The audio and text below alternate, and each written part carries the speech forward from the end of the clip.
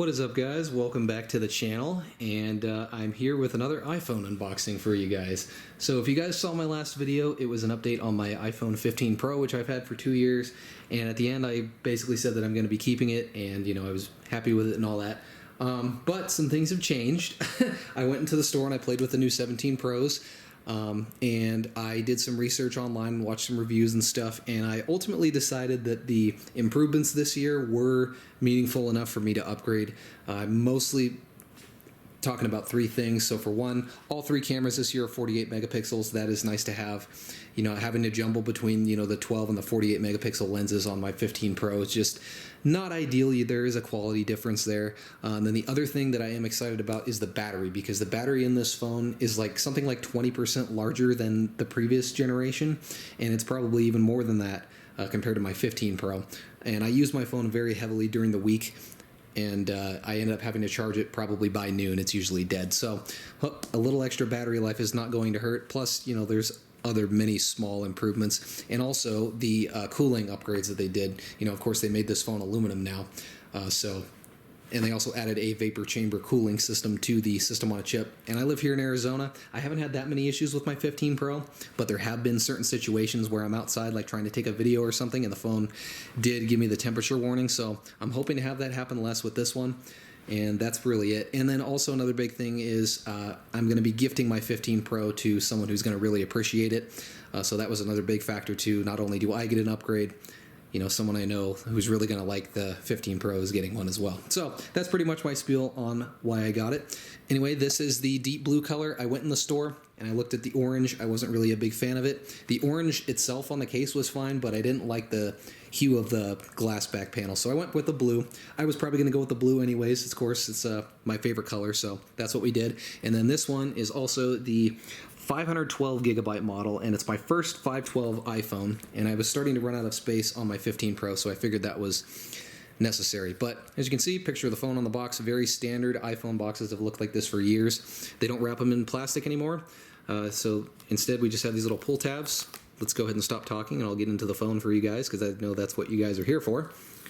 So we'll peel these guys apart, and then we will do the opening of the phone. And there it is. It's back-faced this time. Actually, I don't... It's been so long since I bought an iPhone, I don't even remember what way they usually go. But, I like this blue. It's not quite as good as the 15 Pro. I'm not going to lie. This is more of like a dark navy blue. But it's actually still pretty nice. Let's go ahead and pull the phone out. I do think this is the best color out of the three, just, from an overall standpoint. I do like the orange. I think it's punchy, and I'm glad that Apple's doing some loud colors, but just wasn't really my thing. And I think they actually matched the glass on this one pretty close, so I think this is the best color of the three. Now, again, like I mentioned in my 15 Pro video, this phone is all aluminum now. They got rid of the titanium and the stainless steel.